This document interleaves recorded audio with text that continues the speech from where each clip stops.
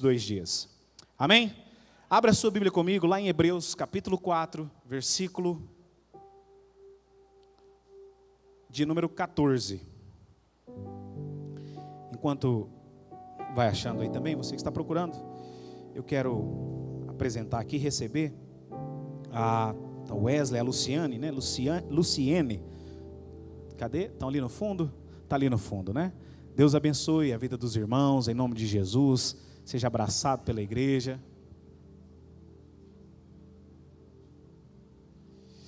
Seja abraçado por toda a igreja e bem-vindo aqui em nome de Jesus. Houve uma dúvida por parte de alguém? Que se tiver que fazer Pix, né, acerca da oferta maior, pode ser. Só tem que colocar aí o valor lá na... Qual que é o Pix, vai fazer na conta da igreja. Deus abençoe em nome de Jesus. Tem mais alguém que nos visita, que porventura não tem o nome aqui? Estou vendo um rapaz de rosa ali. Cadê o Israel? Está ali. Ô Israel, Deus abençoe. Veio mesmo, rapaz. Deus abençoe ele, a sua esposa. Deus abençoe. Receba o abraço da igreja aqui, em nome do Senhor Jesus. Uma alegria. O Israel também é conhecido, ele é mais velho que eu, né? Mas é conhecido desde a nossa infância aí, né? Que Deus abençoe sua vida, Israel, homem de Deus. Deus abençoe sua vida. Hebreus capítulo 4, versículo 14 até o versículo 16. A mãe do Toniel está aí também, né? Deus abençoe, em nome de Jesus. Vamos ler a palavra de Deus.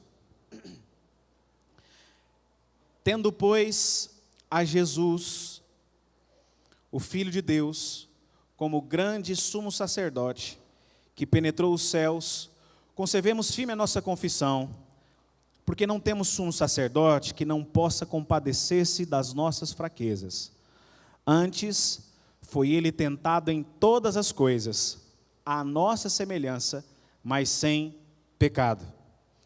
Acheguemo-nos, portanto, confiadamente, junto ao trono da graça, a fim de recebermos misericórdia e acharmos graça para socorro em ocasião oportuna. Curve a sua cabeça.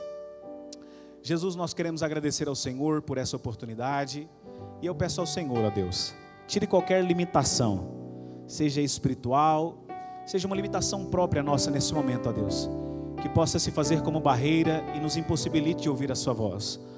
Nós estamos aqui, ó Deus, e já fizemos o que viemos fazer, que é adorar ao Senhor.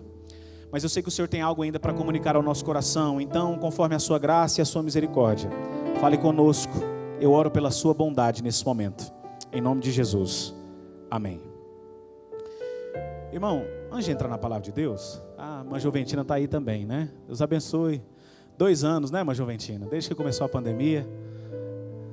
Deus abençoe a senhora, viu? Deus abençoe a senhora, em nome de Jesus. Só fazendo uma consideração, às vezes o irmão, nossa pastor, 2 meses seguindo fazendo uma oferta maior. Nós temos tanta coisa para fazer na igreja, irmão. Infelizmente, né? Infelizmente. Outro dia eu comentava com o irmão. Falava, irmão, minha vontade era não fazer pamonhada, galinhada, feijoada, porcada, churrascada. Minha vontade não era fazer nada disso. Era trabalhar só com o que entra aqui. Mas infelizmente é pouco, né? Então, nós vamos começar, por exemplo, o curso de teologia para as crianças. E a gente precisa comprar as mesinhas para ela, comprar as cadeirinhas, proporcionar uma estrutura melhor para as nossas crianças. E essa oferta maior, né, Deus colocou no meu coração. Quando eu estava lá, eu falei assim, como eu não tenho como levar presente para todo mundo aqui da Terra Santa, vou tentar levar alguma coisa, né, para alguns irmãos, e a gente já usa para isso, para abençoar a própria obra do Senhor, né? Você tem uma lembrança da Terra Santa, mas você vai estar abençoando a obra do Senhor. Então esse é o intuito dessa oferta maior, tá bom? Só para que não fique a dúvida talvez em algum coração.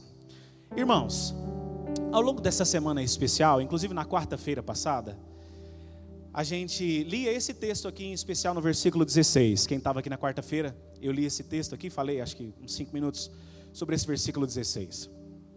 E ao longo dos últimos dias Deus foi ministrando ao meu coração, justamente nessa palavra, sobre esse tema aqui, que eu queria pensar com os irmãos nesse momento. O socorro da graça, o socorro que provém da graça. Existe um pensamento comum, pensamento normal, no meio de muitas pessoas, até no nosso meio, talvez até muito mais do que lá fora, que a graça ela está associada somente ao perdão dos pecados. A graça associada somente ao perdão de pecados que nós cometemos. Mas nós precisamos entender que, segundo a própria palavra do Senhor Jesus, a graça ela é sobretudo, além do que somente perdão para os pecados, ela é um empoderamento não humano. Ela é um poder que vem de Deus para que a gente possa prevalecer antes do pecado, para que a gente possa resistir ao dia mau, para que a gente possa ser ajudado em nossas fraquezas. O socorro, ele vem à medida que nós buscamos, pedimos a Deus e nós precisamos. Socorro é para quem precisa. Eu gosto sempre de dizer que muitas pessoas, às vezes, não saem de suas situações limitadas e as suas situações que estão inseridas em um termo de dificuldade, em um termo de adversidade, porque têm recorrido em lugares errados.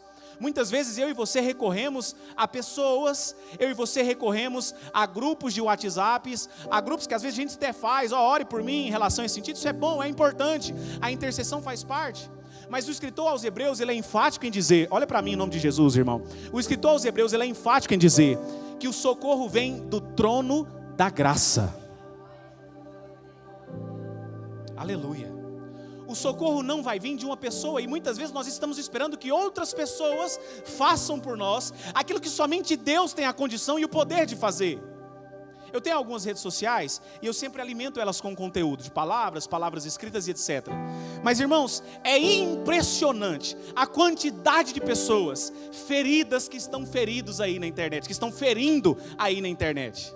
A gente posta uma palavra falando de um assunto e a pessoa parece que nem ouve aquela palavra e já vai atacando porque está magoada com o sistema, está magoada com as coisas que aconteceram e fica esperando que outras pessoas vão fazer por ela. Outro dia alguém comentou em uma dessas postagens: quando a gente caiu ninguém ajudou, ninguém fez isso, ninguém fez aquilo.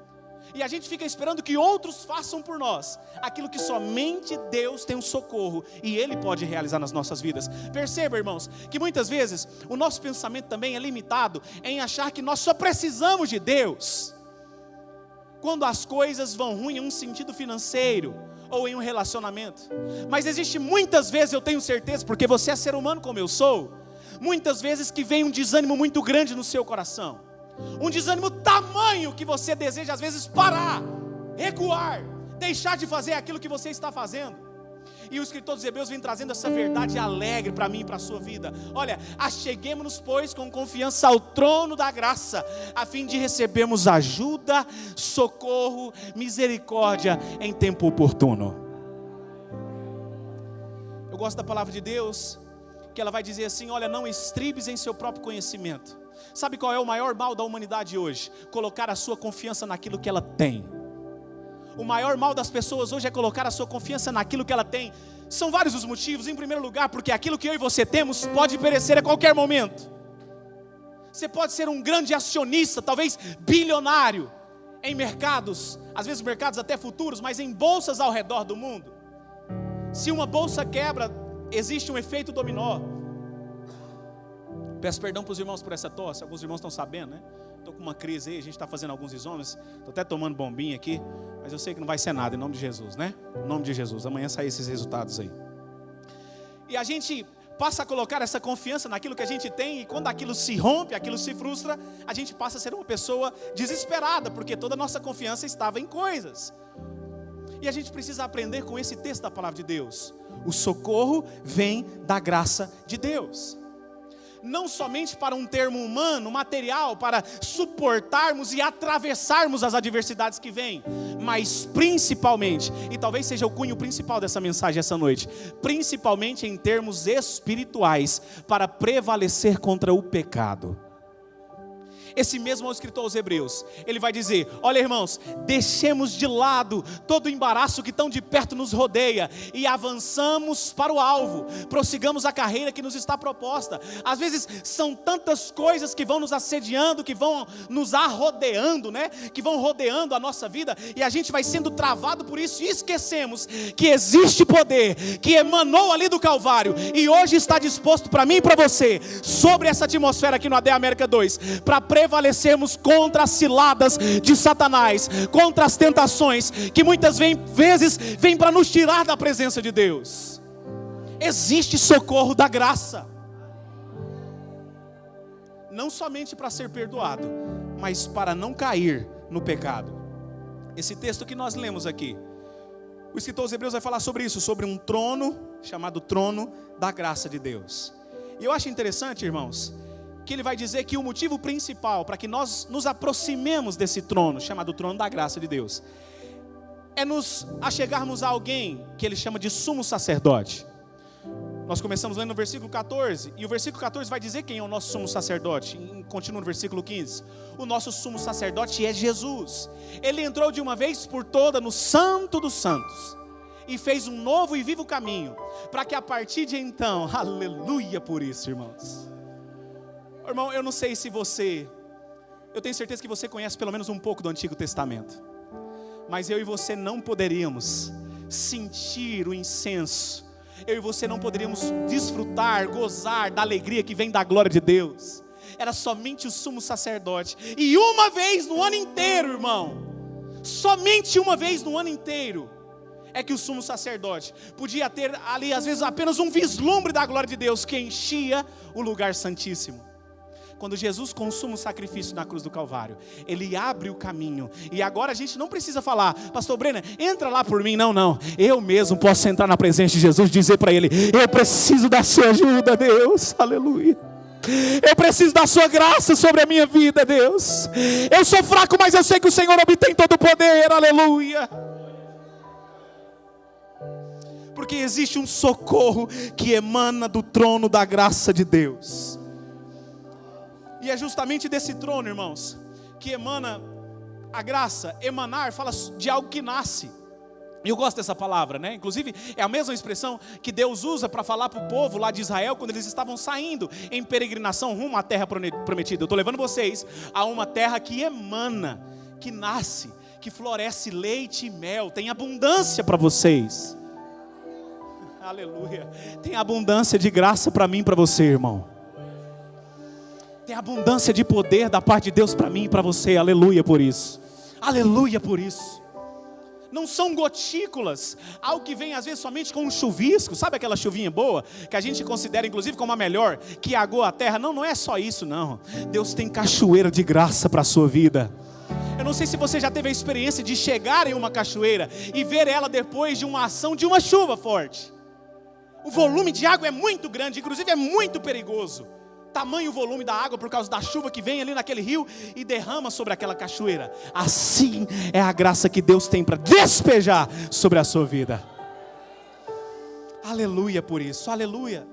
Então não é algo somente para perdão dos pecados, mas para que haja uma manifestação concreta da graça de Deus, em sentido material também sobre as nossas vidas. É lógico que em termos de salvação, nós somos salvos pela graça. A partir desse ponto do perdão dos pecados, nós somos salvos por causa do nosso perdão, do perdão que Deus concedeu para mim e para você. Quando Paulo está escrevendo a sua carta aos Romanos, ele vai dizer, aonde abundou o pecado, o que aconteceu, irmãos?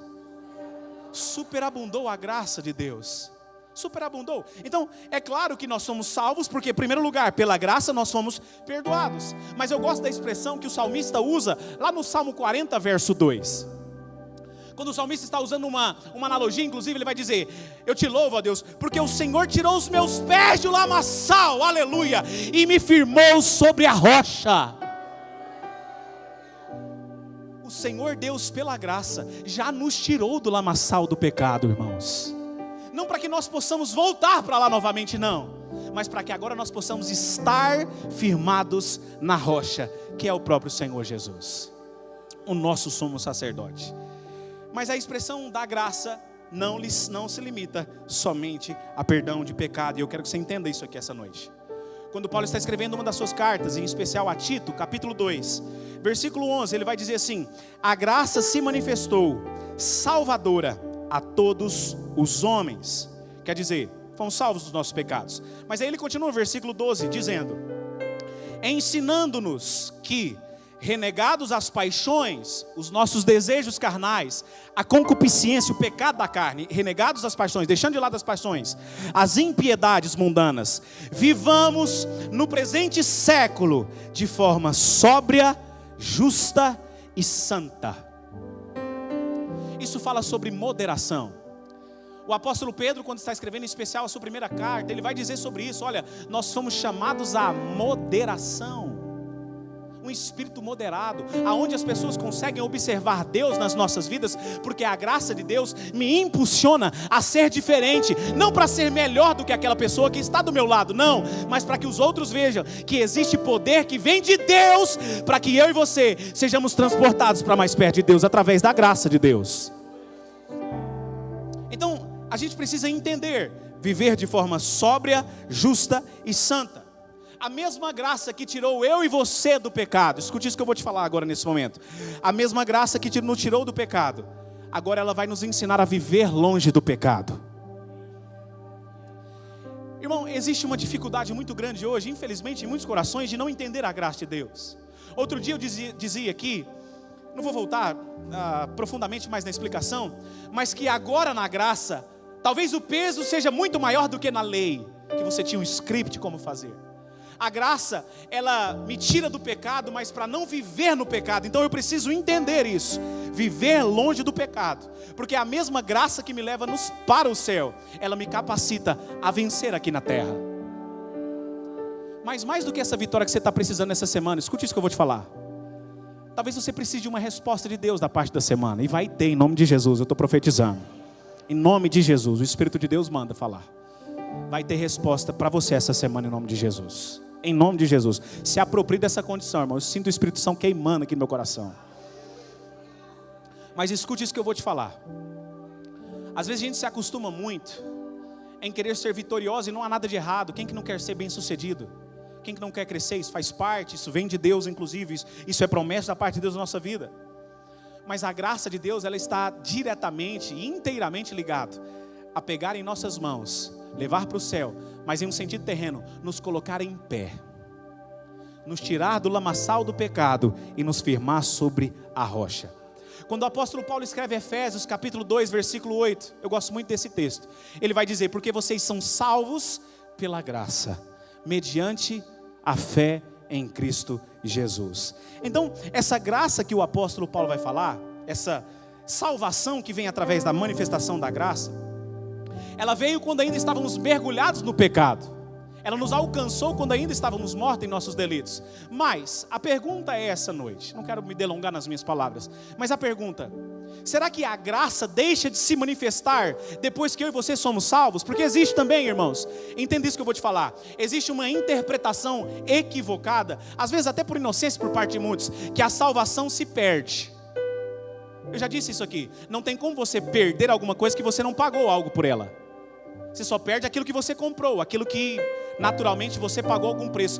Quem pagou por você é Jesus, um sacrifício perfeito. Agora, nós nos afastamos do caminho por escolha própria, mas perder a salvação em si mesmo, isso é impossível. Foi Cristo quem conquistou. Somos salvos pela graça, não sou salvo pelo aquilo que eu faço. A gente precisa aprender com essa convivência, ou melhor dizendo, com essa condição. Isso é interessante, irmãos, porque se eu realmente entendo isso, sabe por quê, pastor Luiz, que muito tempo isso foi pregado no nosso meio? Porque se muitas pessoas entendem isso realmente, já que eu não preciso fazer nada, então para que ir para a igreja? Para que trabalhar para Deus? Para que ofertar? Para que fazer aquilo? Para que dispor do meu tempo? Já sou salvo, não precisa fazer nada. É o que eu estou falando. A exigência da graça é muito maior do que a exigência da lei. Se eu entendo a graça tamanha que me alcançou mesmo sendo quem eu sou, a partir daqui a minha vida vai ser conduzida não para alcançar alguma coisa, mas por aquilo que me alcançou através da graça. Eu não vou para a igreja para ser salvo, eu não disponho do meu tempo para servir pessoas para ser salvo, não, foi a graça que me salvou. Tudo isso eu faço porque eu sou salvo pela graça de Deus. A pergunta então é a seguinte: será que a graça deixa de se manifestar depois que a gente é salvo? Será que a graça é só para um tempo que ainda não tínhamos a salvação em Cristo Jesus? Talvez é uma resposta óbvia, é claro que não. A graça, ela continua se manifestando todos os dias. Inclusive quando Paulo está escrevendo a segunda carta dele ao jovem Timóteo, capítulo 2, versículo 1, ele vai dizer o seguinte: fortifica-te na graça. Coloca uma água aqui para mim, por favor, irmão. Fortifica-te na graça. Ou seja, é possível a gente fortalecer e crescer na graça. Não tem como você fortalecer um músculo se ele não existe, ou se ele não te acompanha mais. Quer dizer que depois que eu sou salvo, a graça continua me acompanhando, e é possível me fortalecer nessa graça. Eu vou repetir isso aqui, irmão, para você principalmente que entrou essa noite aqui fraco, E eu sei que esses dias têm sido difíceis, irmão. Eu sei que esses dias têm sido difíceis. O seu problema não é o mesmo problema do irmão que está do seu lado, mas eu sei que tem sido um problema difícil que você tem enfrentado. Eu sei. E o Senhor também sabe. Então, existe como se fortalecer na graça de Deus. A recomendação de Paulo para o jovem Timóteo: Timóteo, fortifica-te na graça. Quando Pedro vai escrever algo parecido com isso, lá em 2 Pedro, capítulo 3, versículo 18, ele vai dizer que nós podemos crescer, ele vai dizer, antes crescei na graça e no conhecimento de nosso Senhor e Salvador Jesus. Então tem como crescer na graça do Senhor. É por isso que talvez em algum momento da sua vida, da sua caminhada cristã, você já se deparou com alguém, onde você até viu como fonte de inspiração a graça que aquela pessoa tem de Deus na vida dela. Você já olhou, irmão, para alguém e viu assim uma pessoa cheia de Deus? Uma pessoa que sempre tem uma palavra de orientação, uma palavra de direção da parte de Deus. Uma pessoa que não precisa nem abrir a boca, só a vida dela, nós já vemos a glória de Deus através da ação dela. Você já viu? Eu já vi pessoas assim. De servir como exemplo. Eu preciso ser, de alguma forma, igual a essa pessoa. Eu preciso. Pessoas que aprenderam a crescer na graça do Senhor. Eu sei, irmãos, que o Espírito Santo nos trouxe aqui essa noite, para que a gente saia com essa mentalidade. Eu vou sair todos os dias crescendo na graça do Senhor Jesus. Não só para prevalecer contra as adversidades, mas prevalecer contra o pecado e me aproximar ainda mais de Deus. Aleluia por isso. Então a mesma graça, irmãos, que nos traz o perdão, ela continua trabalhando nas nossas Bíblias. E a Bíblia, em diversas ocasiões, diversas passagens, vai nos ensinar a ter posturas, a ter ações para a gente vencer essas tentações. Por exemplo, na oração que Jesus vai ensinar, a oração conhecida como Pai Nosso, né? Tem muita gente acha, né? Que a oração do Pai Nosso é uma fórmula mágica. Tem que ser essa oração aqui, fazer desse jeito. Tem gente que inclusive ora errado. Deixa eu te ensinar aqui nesse momento, que talvez você não está lendo sua Bíblia e esqueceu de ver como é que ora a oração. Tem muita gente crente que ora assim, ó: Pai Nosso que estais nos céus, santificado seja o vosso nome. Vosso é mais de um. É como se nós colocássemos Deus em uma cadeira, Jesus em outra, Espírito Santo outra. A gente não fala vosso. Inclusive Jesus em qualquer tradução que você quiser, irmão. Não é em erro de tradução, qualquer tradução. Pai nosso que estás no céu, santificado seja o teu nome. Venha a nós o teu reino. Seja feita a tua, porque é uma só. É uma pessoa só, é uma vontade só. Quando Jesus ensina então essa oração do Pai Nosso, ali ele não está passando, você tem que orar assim, porque quando você orar assim vai acontecer dessa forma, não. Jesus não está passando uma fórmula mágica. O que Jesus está, em primeiro lugar, desmistificando ali, era a questão que aquela classe judaica que dominava o templo ali, eles colocavam Deus muito longe, soberano, criador, muito longe. E aí Jesus começa com a primeira palavra, Pai. Relacionamento, intimidade. Segundo lugar, Jesus estabelece aquele momento para dizer sobre algo que deve ser feito diário. Por favor, não tire a sua atenção de mim. A oração, ela é todos os dias. Irmão, nós temos perdido essa sensibilidade. Você tem perdido essa sensibilidade. Deus está falando com você. Deus quer você perto, irmão. Deus não quer você longe, não. Aleluia. Deus quer revelar coisa que você ainda não conhece dele, irmão. E não existe outro caminho a não ser a oração. Jesus faz questão de nos ensinar para que a gente possa aprender todos os dias. Uma das expressões que Jesus usa nessa oração, e não nos deixeis cair em tentação, mas nos livrai do mal. Algo que deve ser pedido a Deus todo dia, uma graça para aquele dia, uma graça para a segunda, uma graça para a terça e assim sucessivamente. Assim como da mesma forma, em outra expressão que Jesus utiliza, ele vai dizer: dai-nos hoje o pão nosso de cada dia.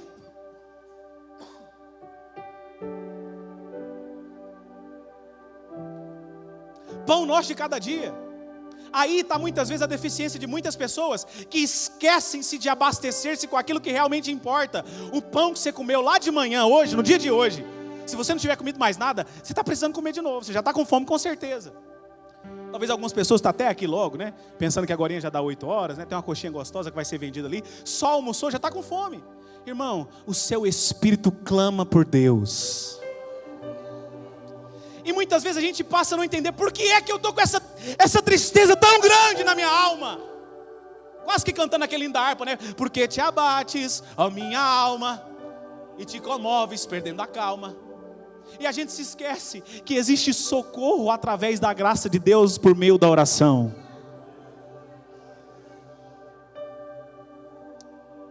Outro dia eu ouvi de alguém: pastor, já tem tanto tempo que eu estou orando por essa situação que eu já parei de orar. Eu parei de orar porque nada acontece. Eu peço e parece que eu não estou pedindo para ninguém. Eu carrego uma frase comigo no meu coração, irmãos. Muitas vezes, por favor, guarde isso na sua vida essa noite. Muitas vezes, não poucas, Deus não vai atender o seu pedido. Isso é difícil de ouvir.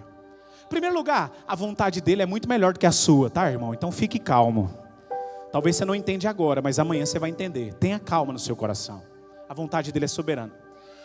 Mas em todas as vezes, sempre haverá resposta de Deus. Porque se Deus não mudar a situação, Ele vai mudar a maneira que você vê a situação.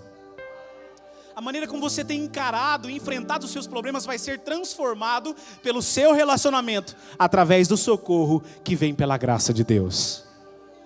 Aleluia por isso, glória a Deus. Então a gente precisa aprender essa condição, que da mesma forma que nós pedimos pelo pão nosso de cada dia, nós precisamos orar para não cair em tentação. Porque o embaraço que eu citava ainda lá no começo, que o próprio escritor aos Hebreus vai dizer, é o que muitas vezes nos impede de viver aquilo que Deus tem. Tem muita gente, irmão, entrelaçado, parecendo que está vivendo um nó na sua vida, mas com muitas coisas. Sabe, irmãos, talvez o pior embaraço que tem pegado a nossa geração, eu e você, porque às vezes a gente entra para fazer alguma atividade, para postar algum conteúdo, acontece, isso é normal. A gente só entrou na rede social ali no Instagram para fazer algo rapidinho, daqui a pouco a gente já passou, foi meia hora mexendo no celular. Meu Deus do céu, meu Deus. E isso tem nos privado de aumentar o nosso relacionamento com Deus. Isso tem nos afastado. E eu quero falar especial aqui aos pais nesse momento. Eu conversava essa semana com alguém e a gente falava da dificuldade que hoje em dia está em deixar os nossos filhos sem celulares, porque são muitos conteúdos que tem ali, conteúdos que vêm para deturpar a formação que eu e você estamos tentando dar para os nossos filhos.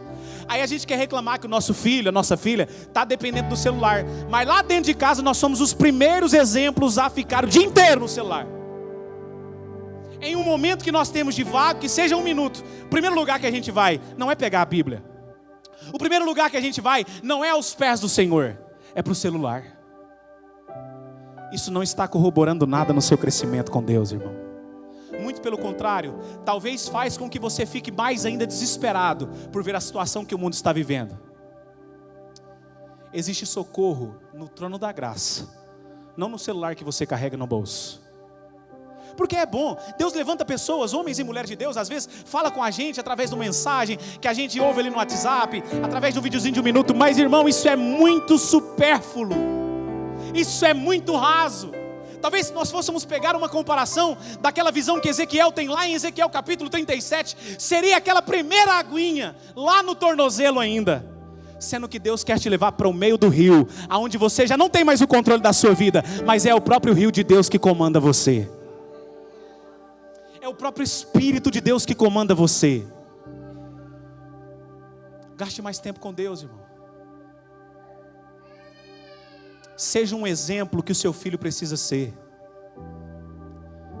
Porque vai chegar um dia em que o seu filho vai decidir por si só, ou servir a Deus, ou não servir a Deus, ou obter socorro da graça de Deus, ou esquecer-se até que existe graça da parte de Deus. Haverá um momento em que ele vai se levantar, o Deus do meu pai vai ser o meu Deus, ou então não, o Deus do meu pai não vai ser o meu Deus. E qual será que é o Deus que você tem apresentado para o seu filho? Qual será, você que talvez não tem filho e essa palavra não está se aplicando para você, qual será que é o Deus que você tem apresentado para os seus colegas de serviço? Qual será que é a graça, qual que é o socorro da graça que eu e você temos apresentado às pessoas que o próprio Deus tem colocado no nosso convívio? Irmãos, nós precisamos entender que a graça, ela é uma porção diária que precisa ser buscado no lugar certo. Desde o início da humanidade, eu já estou concluindo, o homem sempre foi marcado por tentações, a começar por Adão e Eva. O problema é que Adão e Eva, eles cederam à primeira tentação e eles se afastaram de Deus. Até o próprio Jesus foi marcado por tentações, inclusive o próprio texto que nós lemos. Versículo 15, porque não temos um sumo sacerdote que não possa compadecer-se das nossas fraquezas. Antes, projeta por favor, para todos lerem essa parte. Versículo 15 do capítulo 4 de Hebreus. Antes em todas as coisas, a nossa semelhança, foi tentado em tudo, mas sem pecado. Hebreus 4:15. Glória a Deus. Graças a Deus. Olha lá. Que não possa compadecer-se das nossas fraquezas, porém, passa por favor. Um que como nós, em tudo foi tentado. Eu gosto dessa expressão que o escritor aos Hebreus vai dizer. Em tudo foi tentado. Porque às vezes a gente acha que Jesus não foi tentado naquilo que a gente passa. Outro dia tinha uma pessoa, até uma piada isso, né, pastor Luiz. Um determinado sofrimento lá, trabalhando numa obra, no mutirão de uma igreja. Vou falar logo. Meu pai era pastor lá em 95, na igreja de Acreúna, no interior de Goiás. E nós tínhamos um primo que estava morando com a gente ali naquele tempo. Vanderlan, o nome dele. E aí, fazendo a obra, a igreja, meu pai mesmo sentando tijolo, pobreza danada naquela época na igreja. E aí o Vanderlan fazendo massa, e o sol quente. Aí um momento lá ele cansou, mano Daniel. Chegou meu pai, eu estou sofrendo mais que Jesus, estou sendo tentado aqui mais que Jesus Cristo. Na hora meu pai pegou o pedaço de mangueira que ele estava aguando a massa para não secar e rumou no lombo do Vanderlan. Rapaz, vira homem, rapaz. Que sofrimento é esse aqui comparado ao que Jesus passou? Mas às vezes, irmãos, a gente acha que Jesus não passou por algum tipo de tentação que a gente passa. Está aqui, ó. Ele foi tentado em tudo, mas sem pecado. Talvez seja por isso mesmo que Jesus foi enfático em dizer que teríamos aflições, mas que tivéssemos bom ânimo. Porque da mesma forma que ele foi tentado, mas ficou sem pecado, ele quis dizer para mim e para você: em mim você também vai vencer. Eu venci o mundo. O pecado que está te travando em algumas ocasiões da sua área, em nome de Jesus, você vai sair daqui fortalecido essa noite em nome de Jesus. O próprio Cristo vai fortalecer você, porque existe socorro na graça de Deus. Em nome de Jesus. Em tudo foi tentado, mas ele viveu de forma vitoriosa. E eu acho interessante, irmãos, porque o escritor vai dizer que ele se compadece de nós. Nós não temos, porque não temos um sumo sacerdote que não possa se compadecer de nós, porque ele sabe justamente como é ser tentado. Não tem como eu ajudar alguém se eu não souber o que aquela pessoa passa. Não tem como eu saber, de alguma forma, orientar alguém se eu não saber realmente qual é a realidade daquela pessoa. Jesus sabe de toda a sua realidade. Jesus sabe da sua fraqueza. Jesus sabe do espinho que existe na sua vida. Ele quer te socorrer, irmão. O sangue de Jesus foi vertido na cruz do Calvário, não somente para te perdoar dos pecados, mas para te socorrer em tempo oportuno. Tem alguém entendendo essa mensagem? Diga amém. Ele conhece, e é por isso mesmo que ele pode nos socorrer. Quando na parte final do versículo 16, o escritor vai dizer socorro em tempo oportuno. Não é somente, irmãos, para sermos guardados da tentação, esse socorro para sermos guardados do pecado. Mas existe uma verdade que Jesus vai dizer em Mateus capítulo 26, na última noite que ele está lá no jardim chamado Getsemane, né? Getsemane. Jesus ele vai dizer para os discípulos que estavam perto dele ali, que era Pedro, Tiago e João: olha, Pedro, Tiago e João, vamos vigiar e vamos orar para não cairmos em tentação, porque a verdade é que o espírito está forte, mas a carne, o que é a carne, irmãos? É fraca. Então, perceba, para a gente já partir para a conclusão essa noite, o socorro que vem da graça de Deus, não é somente para quem cai ou para quem caído, para quem está caído, para quem já caiu. Mas glória a Deus, irmãos, e Deus seja louvado por essa verdade que eu vou falar para os irmãos agora, que existe misericórdia para quem caiu. Eu vou repetir, porque eu e você já caímos hoje, irmão. Eu e você que talvez por um pensamento remoto que seja, talvez em um segundo, eu e você pecamos hoje. Mas existe graça da parte de Deus. Existe misericórdia da parte de Deus. O grande problema talvez das pessoas, talvez mais relacionado ao nosso meio, infelizmente, eu digo infelizmente com muita dor no coração, é que a gente passou a classificar alguns pecados, como se alguns pecados fossem mais graves que outros. E não existe, irmão, classificação de pecado. O que é pecado é pecado. O que suja, o que macula a minha veste espiritual é pecado e não importa. É pecado, é pecado. Mas louvado seja o nome do Senhor Jesus, que a misericórdia é justamente para quem erra. Quem é perfeito não precisa de misericórdia. Quem é santo está lá junto com Enoque, do lado de Deus, foi arrebatado porque era santo demais. Aí Deus falou: Enoque, você não pode caminhar no meio dessa geração que está tão impura, você é muito santo, deixa eu te trazer para perto de mim. Se você está aqui ainda, irmão, é porque você não atingiu esse nível de santidade. Então pare de apontar o erro para quem está pecando. A gente tem uma facilidade muito grande de apontar o erro, apontar o dedo para alguém, apontar os nossos dedos para o erro de alguém, enquanto Deus está apontando graça e misericórdia. A gente passa a tomar aquela posição que Tiago vai dizer em sua carta: olha, não vos torneis juízes, porque da mesma maneira que vocês medirem, da mesma maneira que vocês julgares, vocês serão julgados. E a gente precisa começar a entender essa situação, que a graça, ela é independentemente do pecado, é para todo pecado. Não porque eu só pensei, eu não consumi o pecado, você pecou, irmão. Mas existe graça para mim e para você aqui essa noite. E essa a palavra de ordem da parte de Deus. Existe graça da parte de Deus. Para mim encerrar, tinha preparado até muito mais palavra aqui, vou deixar para lá. Quando Davi manda chamar Mefibosete, eu gosto dessa analogia, porque ali é a representatividade de mim e de você. Esquecidos, talvez já fadados ao fracasso, não tínhamos perspectiva nenhuma de vida. Porque a palavra de Deus vai dizer que nós estávamos mortos em nossos delitos, mortos em nossos pecados. Mas a graça nos achou. Eu não sei se você já parou para analisar isso. A graça encontrou você, mesmo aonde você estava. Quando Davi manda chamar Mefibosete, Mefibosete estaria todos os dias, irmãos, que maravilha, né? Todos os dias, tendo relacionamento com o rei, tendo intimidade com o rei e se assentando junto ao rei. Aquele que naquele tempo era rejeitado por todos, porque um aleijado não tinha valor na sociedade. Deus pega um aleijado, coloca na mesa. E se a gente fala sobre mesa, em especial naquele tempo, estudando-se principalmente a cultura judaica, você vai ver isso. Quando se assentava-se à mesa, era no chão, e tinha um forro que cobria a mesa. Então todos estavam equivalentes à mesa, estavam na mesma posição, e o forro tampava da cintura para baixo. Era assim que acontecia. Mas apesar de Deus nos tirar do nosso pecado, nos colocar agora assentados, e essa noite inclusive, a noite da ceia do Senhor, é a noite em que o próprio Senhor Jesus nos serve, através do seu corpo e do seu sangue, e renova a comunhão sobre as nossas vidas. Mas não somente nesse sentido, essa graça que nós temos da parte de Deus, nós não podemos nos esquecer de todos os dias, e isso é através da oração, para que a gente possa reconhecer quem nós realmente somos, de olhar debaixo do forro da mesa, de levantar o forro da mesa e ver qual é a condição das nossas pernas, para que a gente possa entender aquilo que quando Paulo está indagando em uma luta ali concisa em oração com Deus, 3 vezes orando para Deus e pedindo: Pai, tira esse espinho da minha carne.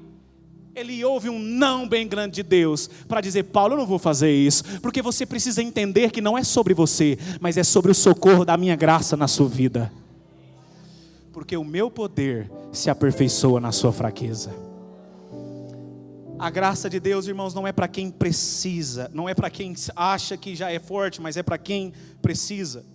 E talvez nos nossos dias o que a humanidade mais precisa é o texto escrito em Oséias capítulo 6, versículo 6. Deus nos chama a exercer a misericórdia. Ele vai falar em próprias palavras: misericórdia quero e não sacrifícios. Porque é isso que Ele tem para mim e para você, misericórdia. Para a gente finalizar, talvez a pergunta: pastor, mas qual que é o tempo oportuno de achar socorro na graça? Qual que é o tempo certo para que eu possa ser socorrido em minhas dificuldades, em minhas fraquezas, não só em um sentido espiritual, mas também em um sentido terreno, em um sentido material? A Bíblia diz, irmãos, que vem através de Cristo, que foi tentado, mas não cedeu à tentação. E Ele nos concede poder. O que é poder? Poder é algo que não vem de mim e de você. Poder é algo que vem do próprio Senhor Jesus Cristo. E esse mesmo poder, irmãos, que nos faz prevalecer contra o pecado, Ele nos faz prevalecer contra os dias maus. Esse mesmo poder que vem da graça de Deus, que nos sustenta para não cair em tentação, esse poder também restaura o seu lar. Esse mesmo poder que vai nos livrar de errar, que vai nos livrar de cair, que vai nos livrar de sair da presença de Deus, é Ele que vai nos trazer a presença de Deus, ou nos levar à presença de Deus, a um nível de maior intimidade com Ele. Para que o último trecho desse versículo que nós lemos, versículo 16 de Hebreus 14, a fim de sermos ajudados em tempo oportuno. O tempo oportuno é o momento em que você não pode mais.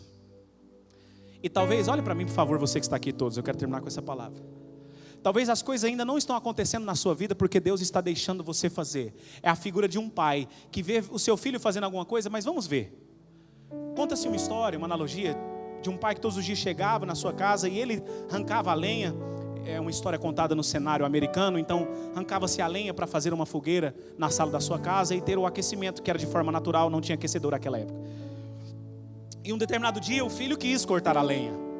Ele então pega o seu machado e vai em uma das árvores que o pai costumava, na região que o pai costumava cortar. Mas quando o pai chega em sua casa para fazer esse serviço, ele vê o filho fazendo. E naquele momento ele pega a sua cadeira, coloca na área da sua casa e começa a observar o seu filho tentando com toda a força, batendo até de forma errada, porque era uma criança, e nada acontecia. Ele não conseguia tirar a lenha daquela madeira, daquela árvore que estava ali plantada. Até que chegou um momento que o filho cansado chega: papai, o senhor não vai me ajudar? Você não está vendo que eu não estou conseguindo tirar? Aí o pai dele se levanta e fala: filho, agora eu vou te ajudar, porque até então você estava fazendo com a sua própria força, agora o papai vai fazer para você. Oh Deus, aqueles que nos disseram: eu preciso dessa ajuda, eu preciso dessa graça sobre a minha vida, eu não sei como fazer, eu não sei como fazer, eu não sei como proceder, mas eu sei que o Senhor é o meu papai. Com a sua mão no alto, irmão, você pode falar isso para Deus nesse momento. Eu sei que o Senhor é o meu pai, ó Deus. Eu sei que muitas vezes eu vou passar por tempestade, eu vou passar por intempéries. E eu sei, ó Deus, que eu não mereço graça da parte do Senhor. Mas eu sei que a graça é o Senhor trabalhando em meu favor, aleluia. Eu sei, ó Deus, que o Senhor tem algo especial. Fala para Deus aí, irmão, como um ato de fé nesse momento. Eu sei que o Senhor tem algo especial a revelar sobre a minha vida. E eu estou aqui aberto a receber força da parte do Senhor. Porque talvez eu não consigo mais naquela situação, ó Deus. A minha vontade é deixar de lado, Pai. Mas eu sei que existe socorro que vem da graça do Senhor. Eu preciso desse socorro que vem de Ti, ó Deus. Eu sei, ó Deus, que o Senhor está conosco. Eu sei que da mesma forma que o Senhor não permite uma tentação maior do que a minha própria força, o Senhor já tem concedido o escape, o Senhor já tem concedido a saída que eu preciso, ó Pai. Eu confio na ação que vem do Senhor. Eu confio na graça que emana do trono do Senhor. Fique de pé em nome de Jesus. Sabe, irmão, fique em pé em nome de Jesus.